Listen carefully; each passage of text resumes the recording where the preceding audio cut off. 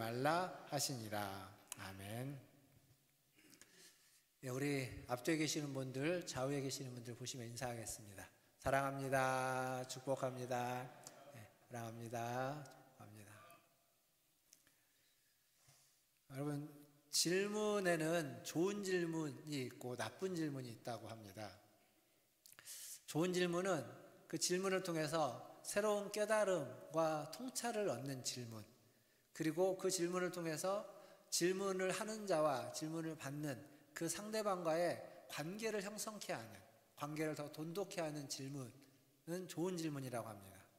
반면 나쁜 질문은 상대를 공격하거나 비난하거나 비방하는 질문, 그래서 그 상대방과의 관계가 깨어지고 끊어지게 만드는, 관계가 나빠지게 하는, 관계를 깨트리는 질문을 나쁜 질문이라고 합니다. 비단 질문만 그런 건 아닐 겁니다. 우리의 일상적인 대화도 그렇겠죠. 좋은 대화는 좋은 관계를 형성하고 돈독히 하는 대화, 반면 나쁜 대화는 기존에 있던 관계조차도 깨트리기는, 관계가 어긋나는 그러한 대화, 그런 건 나쁜 대화일 겁니다. 한번 여러분 스스로 자신의 대화를, 자신의 질문을 한번 생각해 보십시오.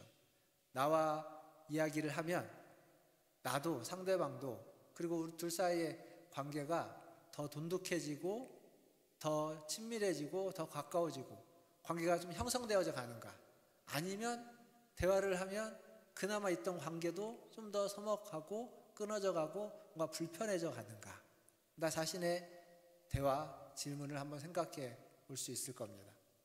오늘 우리가 읽었던 말씀은 예수님과 제자들의 대화입니다. 예수님이 먼저 질문을 하고 있죠. 사람들이 인자를, 나를 누구라 하느냐. 그에게 그 질문에 제자들이 답을 하고 있습니다.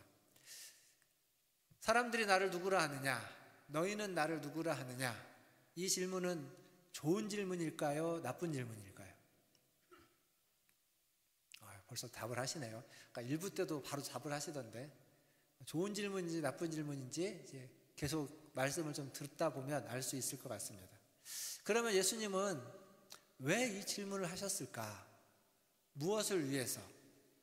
그것이 관계를 맺고 어떤 깨달음과 통찰을 주는 것이라면 좋은 질문이 되겠죠. 근데 그것이 제자들을 책망하고 비난하고 상처를 주는 것이라면 나쁜 질문일 수도 있을 겁니다. 그러니까 예수님이 무엇을 의도했는지를 좀 같이 생각해 보려고 합니다. 먼저 성경을 보면 성경에는 하나님이 질문을 참 많이 하십니다. 창세기만 봐도 앞에 아담아 내가 어디 있느냐, 아담이 있는 데를 모르시지 않을 텐데 묻습니다. 또 가인에게 묻습니다. 내 아우가 어디 있느냐. 가인이 무슨 일을 저질렀는지 아시는데 또 묻습니다. 또 하나님이 이사야에서 보면 누가 우리를 위하여 갈고, 또 묻습니다. 그리고 많은 사람들에게 내 이름이 무엇이냐라고 묻기도 합니다.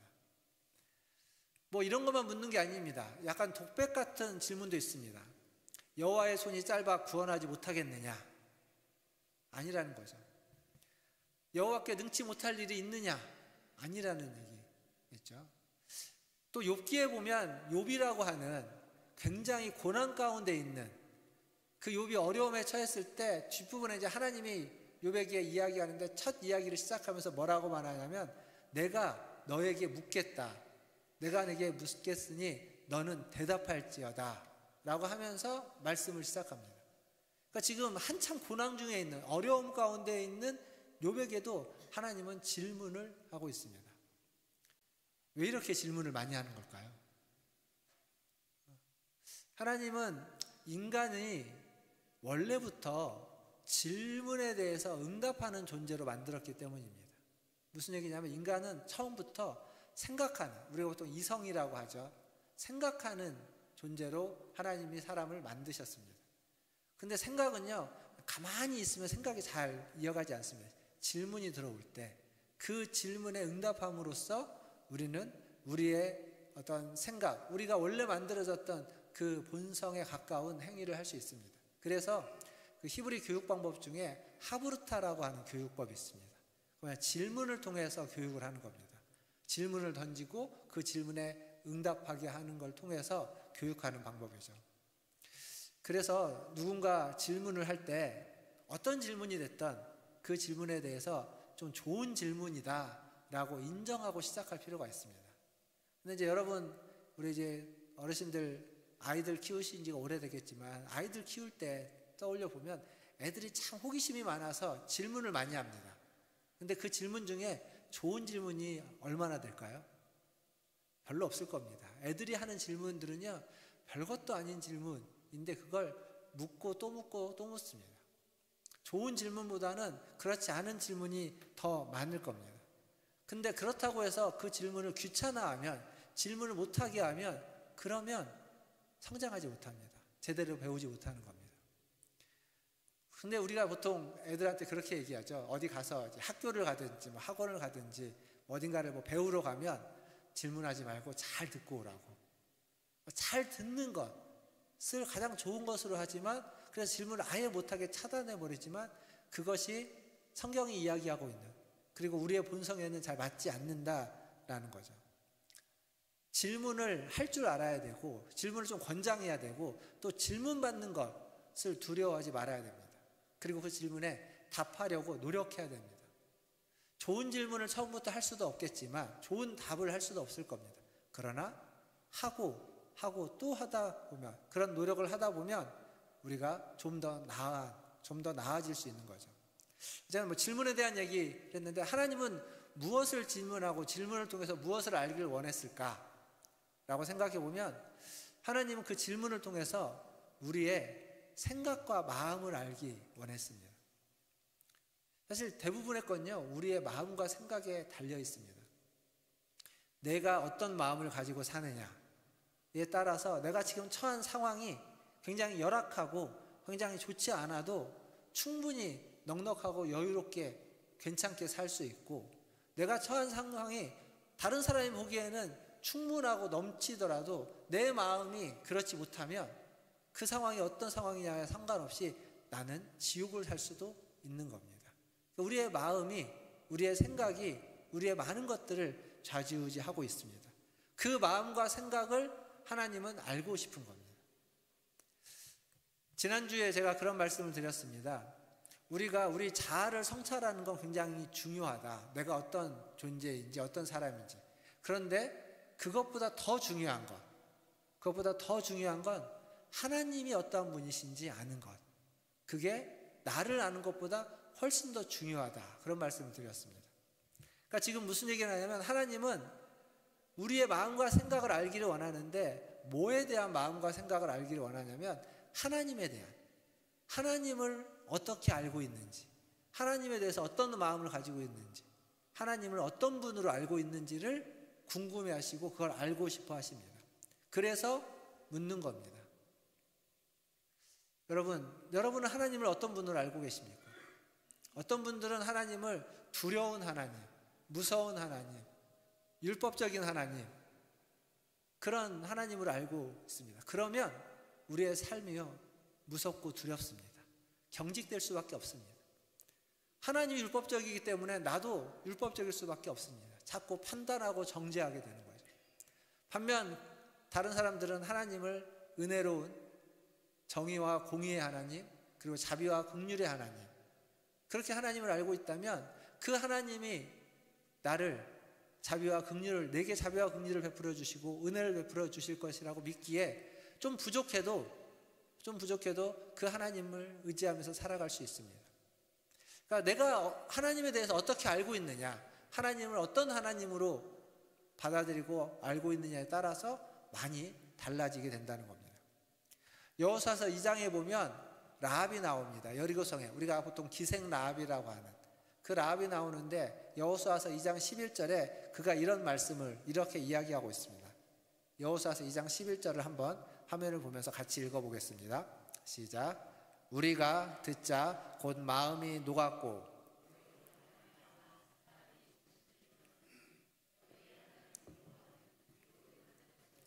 아래로는 땅에서도 하나님이시니라. 아멘. 여기 보면 라합은 하나님을 어떤 분으로, 여호와 하나님을 어떤 분으로 알고 있냐면, 위로는 하늘에 하나님, 아래로는 땅에서도 하나님. 그러니까 이것이 무슨 얘기냐면 정탐꾼이 옵니다. 그 정탐꾼을 이제 그가 숨겨주는데 그때 그가 하는 이야기입니다. 라합은 이스라엘이 출애굽한 얘기를 듣고 출애굽하면서 광야에서 있었던 얘기들을 전해 들었습니다.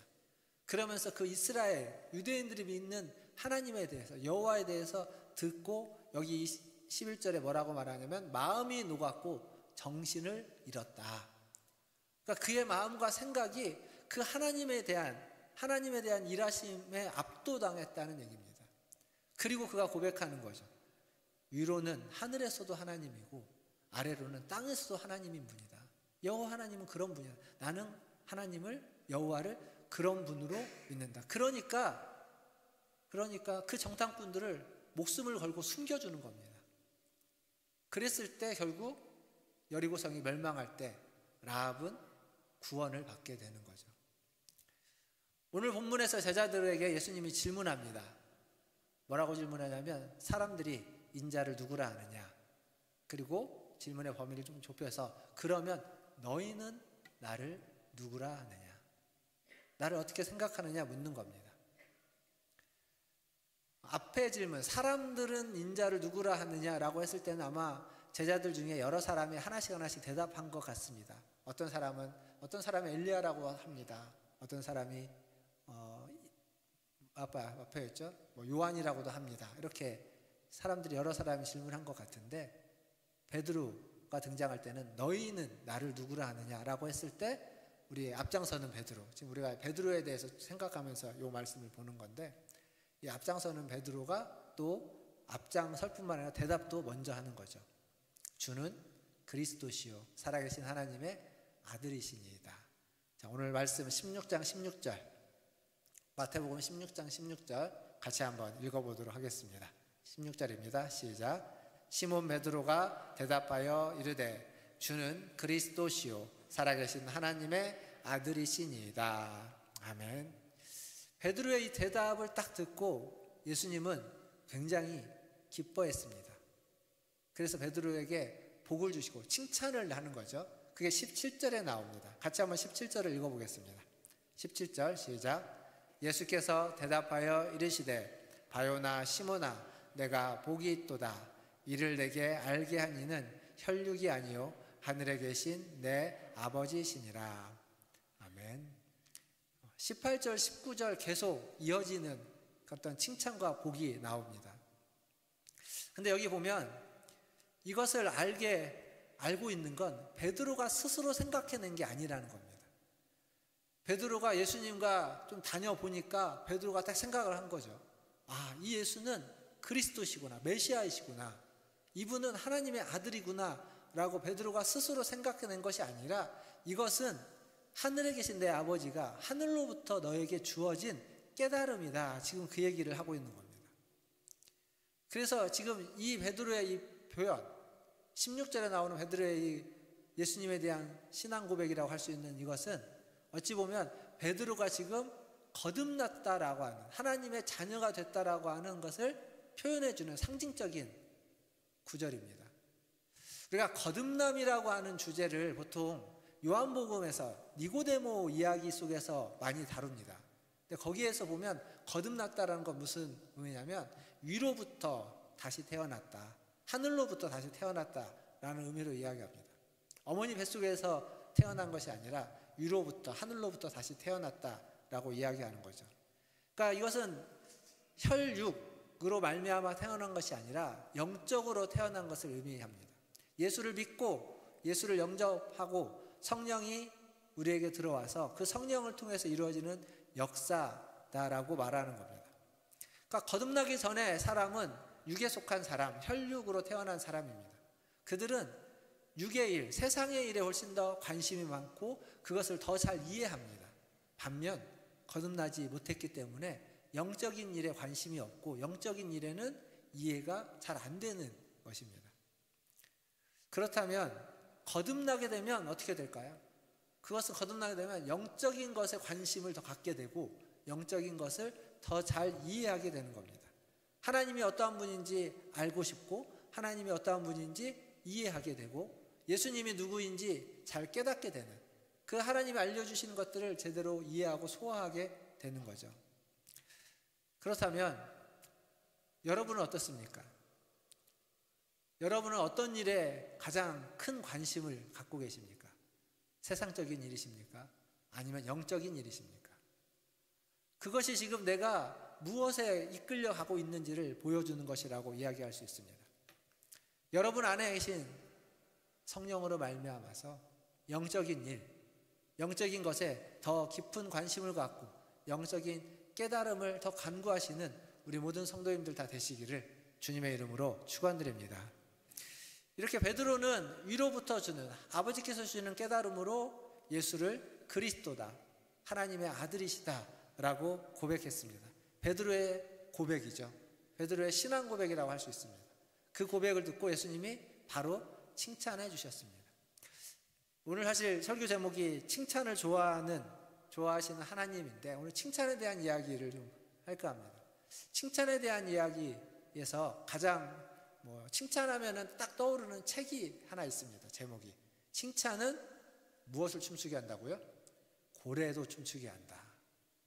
고래춤 보신 적 있으십니까? 무슨 잘 모르겠는데 책 제목이 그렇습니다.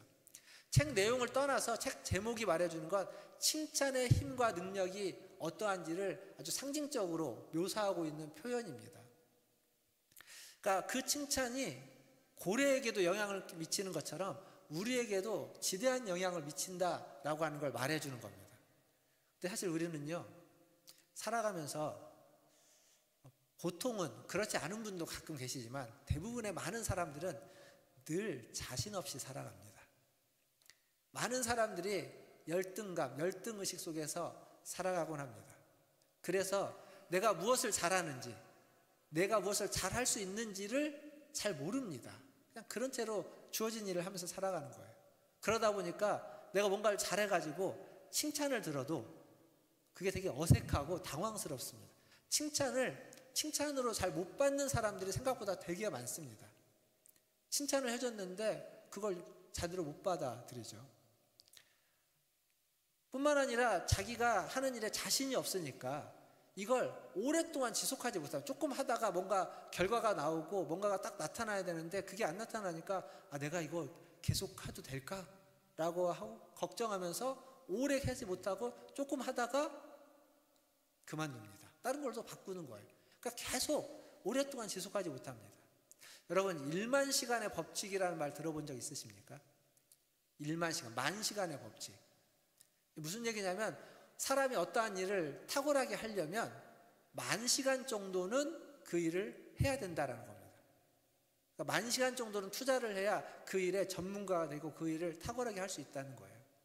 10,000시간이라는 게 생각만 해도 어마어마하지만 실제로도 굉장히 긴 시간입니다.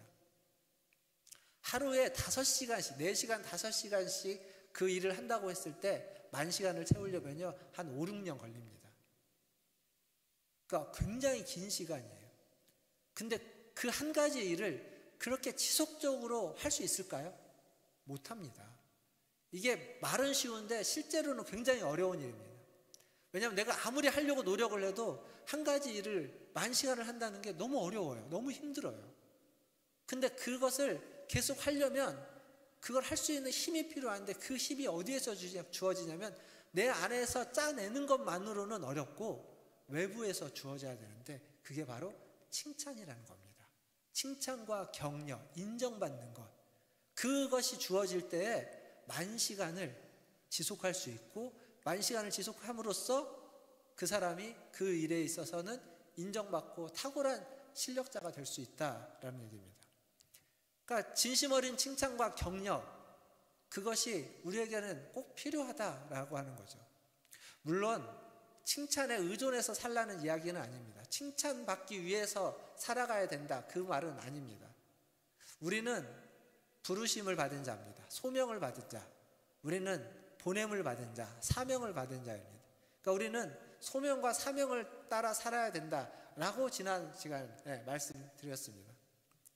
그러나 칭찬이라는 것은 그 소명과 사명을 따라 살아갈 때에 우리에게 절대적으로 필요한 겁니다. 하나님이 우리를 인정해주고 우리를 칭찬해주고 우리를 격려해줄 때, 그리고 하나님의 사람들로부터, 우리의 가족들로부터 인정받고 칭찬될 때 우리는 그 소명과 사명을 따라 살아갈 수 있는 힘과 원동력을 얻게 된다라는 거죠. 다시 베드로를 한번 생각해 보면 베드로에게 칭찬받을 게 많았을까요? 아니면 부족하고 책망받을 게 많았을까요? 그렇죠. 베드로는요, 복음서를 보면 참 그 털털한 사람, 문제 많은 사람, 열심이긴 한데 그 열심이 막 계속 문제를 일으키는 열심들이 참 많습니다. 그렇게 보면 베드로는 칭찬보다 책망받을 게 훨씬 더 많았던 사람입니다. 행동이 먼저 앞섭니다. 깨달음도 부족합니다. 그랬던 베드로. 그런데 그런 베드로를 예수님은 지금 칭찬하고 있습니다. 책망받을 게 많은 그 베드로의 그 와중에 칭찬할 만한 말 한마디를 하니까 칭찬을 해주는데, 칭찬도 사실 이게 엄청난 칭찬입니다. 너에게 내 반석 위에 교회를 세우고, 음부의 권세가 어떻게 하지 못하는 교회를 세우고, 천국 열쇠, 땅에서 매면 하늘에서도 매이고 땅에서 불면 하늘에서 풀리는 천국 열쇠를 너에게 주겠다. 엄청난 칭찬입니다. 사실은 이 칭찬의 이 내용 때문에 무슨 일이 생긴 거냐면 가톨릭과 기독교와 개신교가 나눠지기도 하는 겁니다. 그러니까 이것과 관련돼서는 뭐 얘기가 역사적으로도 그렇고 무궁무진하게 많습니다. 오늘 뭐 그 얘기를 하는 게 아니니까. 근데요, 여러분, 다른 사람 칭찬하려고 하면 그 사람에게 칭찬할 게 잘 보일까요? 사실 생각보다 잘 안 보입니다. 칭찬하라고 하면 칭찬할 게 있어야 칭찬을 하죠. 이런 생각이 먼저 들곤 합니다. 근데 아닙니다. 그건 여러분의 애정과 관심과 사랑이 식었기 때문입니다. 그래서 안 보이는 겁니다. 그 사람을 사랑하고 애정하고 그리고 그 사람의 관심이 많으면 칭찬할 게 보입니다. 사랑할수록 더 잘 보입니다. 그 작은 몸짓 하나, 작은 말 하나가 너무 귀여워 보이고 아름다워 보이고 가치 있어 보이고, 그리고 그것이 칭찬할 만한 이유와 근거가 된다는 겁니다. 작은 것도, 큰 것이 아니라 작은 것도 보입니다. 베드로 생각해 보면 베드로는요, 방금 여기서 칭찬받았습니다. 근데 뒤에 가보면 예수님에게 바로 꾸지람을 듣습니다. 바로 책망받아요. 그러니까 그게 베드로의 원 모습입니다. 뒤에 가면 분명히 책망받는 베드로지만, 그러나 그 작은 고백 하나를 예수님은 큰 고백으로 크게 칭찬하고 있다라는 거죠. 여러분, 칭찬받아 보신 적 기억나십니까? 최근에? 언제 칭찬받아 보셨습니까? 너 참 잘하는구나. 너 참 잘하고 있다. 이런 칭찬 언제 받아 보셨습니까? 기억이 안 나시죠? 예. 저도 기억이 안 납니다. 그러면 이제 어떻게 할까요? 셀프 칭찬을 해보는 거죠. 전에 했는데 최근에 안 했는데 우리 전에 이렇게 했었죠. 예. 이렇게 한번 해볼까요? 자기 자신을 셀프 칭찬입니다. 이렇게 하고 이렇게 토닥토닥 하면서 쓰다듬으면서 성업아 잘하고 있다. 여러분은 이제 성업아라고 하면 안 되겠죠. 여러분의 이름을 때문에, 성업은 제 이름이니까. 누구야 잘하고 있다. 한번 해볼까요? 시작. 성업아 잘하고 있다. 네. 별로 이렇게 감동이 없나 보네요. 예. 한 번 더 해볼까요? 성업아 괜찮다. 예, 제가 하면 여러분 이름으로 하는 거예요. 다시 하겠습니다. 성업아 괜찮다. 네. 성업아 참 잘하고 있다. 네. 봐봐요, 어색하다니까요. 칭찬은 어색해요. 칭찬 어색합니다. 근데 어쨌거나 그래도 어색하지만 했으니까 여러분, 자기 자신을 인정하고 자기 자신을 칭찬하고 받아들일 수 있어야 됩니다. 그래야 다른 사람을 칭찬할 수 있습니다. 인정해 줄 수 있습니다. 옆에 있는 분 한번 보실까요? 한번 보십시오. 칭찬할 게 있나 한번 찾아보십시오. 칭찬할 게 있나 찾아보십시오. 없죠? 있습니까? 갑자기 제가 찾아보라고 했는데, 오늘 이게 처음 오신 분도 계시는데 갑자기 제가 이런 걸 하라고 하면 뭐 모르는데 어떻게 뭘 찾겠습니까? 매주 보는 분들도 갑자기 칭찬하라고 하면 칭찬할 게 없습니다. 근데요, 생각을 해보는 거예요. 앞에서 내가 질문, 하나님 우리를 생각하는 존재로 만들어 생각을 해보는 겁니다. 뭘 생각해 보냐? 이 사람이 매주 내 옆에서 앉아서 예배를 같이 드리네. 그렇잖아요. 대부분 여러분 앉는 자리에 앉습니다. 제가 이렇게 보면 앉는 자리에 앉아요. 간혹 약간씩 다른 자리에 앉게 되는데 그건 자발적이 아니라 비자발적으로 그렇게 앉는 경우들이 많고요. 대부분 앉는 자리에 앉습니다. 그 얘기는 뭐냐면 내 옆에 있는 분은, 내 앞에 있는 분은 대부분 지난주에도 내 옆에 있었고 다음 주에도 내 앞에 있을 겁니다. 나와 함께 예배해 주고 있는 분입니다. 너무 감사한 분이에요. 칭찬할 수 있습니다. 그것도 내 옆에서 예배 드려줘서 너무 감사합니다. 이것도 칭찬이에요. 너무 고맙습니다. 또 칭찬입니다.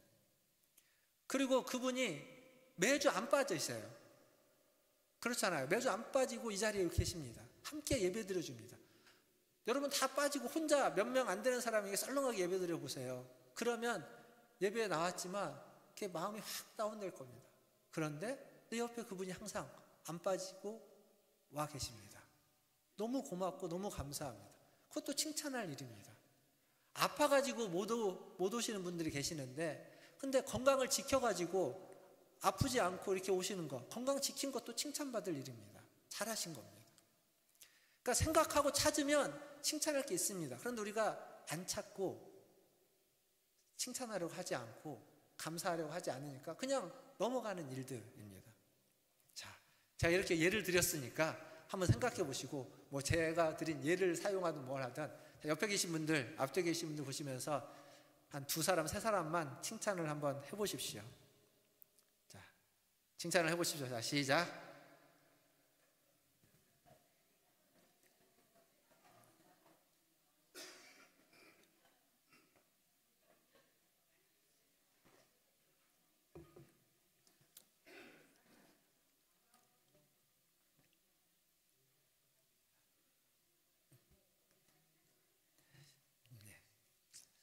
감사합니다. 해주셔서. 네. 어색한 일이고 뭐라고 해야 될지 모르는 말이지만 그럼에도 불구하고 그렇게 하시려고 노력해 주셔서 너무 감사하고 그리고 또 뭐 안 하신 분들도 마찬가지입니다. 뭐라고 해야 될까 막 고민을 했겠죠. 할까 말까 막 마음속에 그런 생각도 드셨을 텐데 그것만으로도 충분합니다. 칭찬. 근데 이제 칭찬에 대해서 한 가지만 더 생각을 해보면 칭찬의 또 다른 모습은 뭐냐면 찬양입니다. 찬양. 그러니까 칭찬과 찬양은 같은 것 같습니다. 하나님을 찬양하는 것, 그건 하나님을 인정하고 칭찬하는 것입니다. 사람에게는 칭찬이지만 하나님께는 찬양이다라고 말할 수 있습니다. 그러니까 찬양이 뭐냐라고 생각해 보면 딱 맞습니다. 찬양이란 하나님에 대해서 하나님이 하신 일을 인정하고 그것을 높이는 겁니다. 그것을 하나님 앞에 인정하고 그것을 높이고 그것을 존중하는 행위, 꼭 노래만이 아니라 그러한 행위, 그러한 말, 그것이 하나님께 드리는 찬양입니다. 그러니까 하나님이 하신 일을 인정하고 그것을 칭찬하는 것, 그건 참 좋은 일이다라고 높이는 것, 그게 칭찬이고 그게 바로 찬양이다라는 거죠. 시편의 찬양을 보면 다 그렇습니다. 여호와가 하신 일, 여호와를 하나님을 인정하고 그 하나님이 하신 일을 높입니다. 찬양이죠. 칭찬입니다. 하나님이 기뻐하는 일과 하나님이 슬퍼하는 일은 뭘까요? 하나님이 기뻐하는 일은 하나님을 인정하고 하나님을 높이는 겁니다. 찬양하는 것. 반면 하나님이 슬퍼하는 건 하나님을 인정하지 않고 하나님을 무시하고 하나님이 아닌 다른 존재를 찾는 것. 그걸 우상숭배라고 하는 겁니다. 하나님이 슬퍼하는 일, 싫어하는 일입니다. 지금 베드로는 예수님을 그리스도로, 메시아로, 하나님의 아들로 인정하고 높이고 있습니다. 고백하고 있는 거죠. 그의 신앙 고백과 동시에 그의 찬양이고 그리고 예수님을 칭찬하는 것입니다. 예수님도요, 칭찬하시는 분이지만 칭찬을 받는 것을 싫어하지 않습니다. 여기 보면 인정과 칭찬을 받으니까 예수님이 베드로에게 복을 주시면서 아까 앞에서 말했던 교회 그리고 천국 열쇠라고 하는 아주 특별한 복을 더해 주시기도 한다라는 거죠.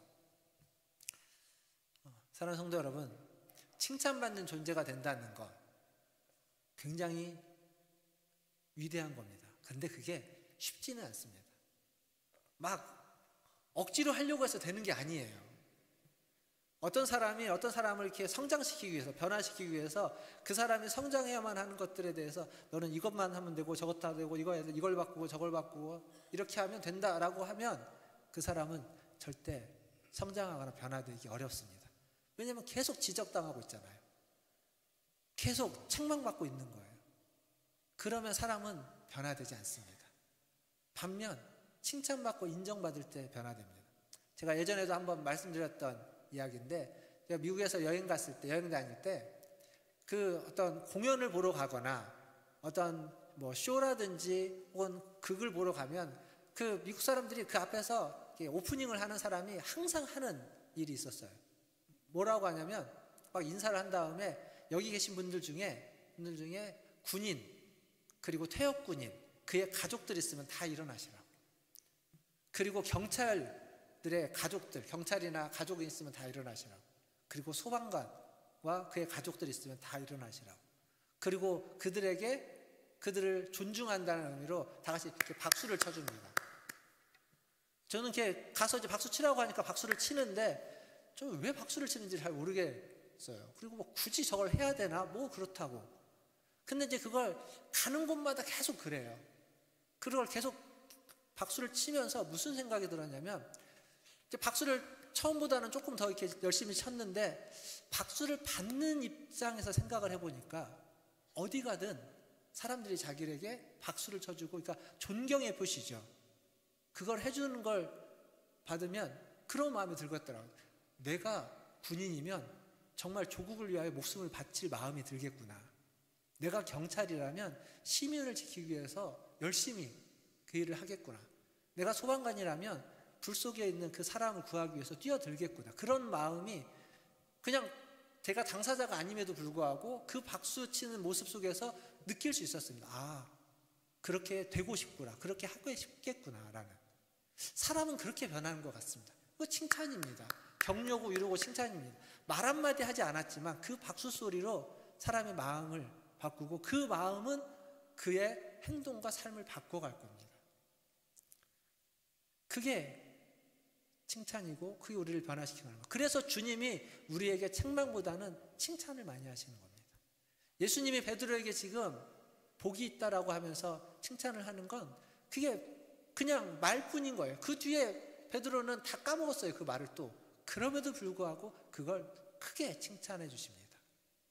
사랑하는 성도 여러분, 지금도 주님은 저와 여러분을 우리의 작은 것 하나, 우리의 보잘것없는 믿음 하나라도, 그것이 얼마나 크든 작든 상관없이 그것이 우리에게 있고 우리가 그것을 따라 살아가고자 애쓴다면 주님이 여러분을 칭찬해 주실 것입니다.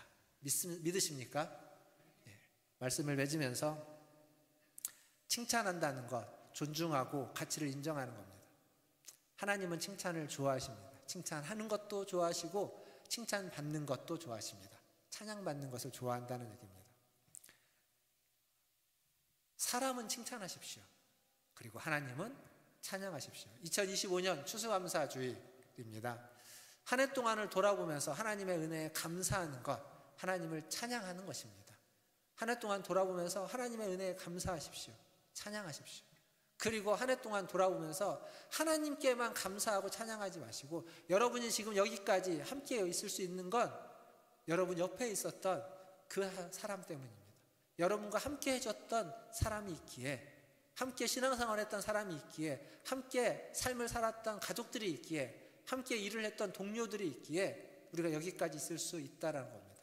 그래서 추수감사절을 맞이해서 그들에게도 감사하시고 그들도 칭찬하시고 그들도 인정해 주시고 존중해 주시는 우리 문화천재일교회 성도들 다 되시기를 주님의 이름으로 축원드립니다. 기도하겠습니다.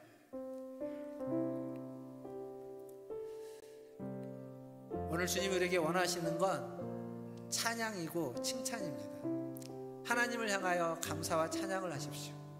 또 여러분의 옆에 있는 사람들을 향하여서 그들을 존중하고 인정하고 감사를 표하고 칭찬하십시오. 올해 추수감사절에 우리가 해야 하는, 우리에게 주어진 과제라고 생각하시기를 바랍니다. 우리 시간 기도할 때 하나님, 2025년 한 해 하나님의 은혜에 감사를 드립니다. 우리를 지켜주시고 나를 지켜주신 하나님께 감사를 드립니다. 그리고 남은 한 해도 하나님의 보호하심이 있기를 원합니다. 더불어 하나님, 나와 함께한 우리 식구들, 함께한 믿음의 동역자들, 함께한 동료들에게도 감사를 표하고 하나님, 그들도 더 사랑하고 그들도 더 존중하고 위할 수 있는 그러한 자가 되게 하시고 그들로부터 인정받고 칭찬받을 수 있는 또한 내가 되기를 원합니다. 같이 이러한 마음으로 함께 기도하겠습니다. 하나님 감사합니다.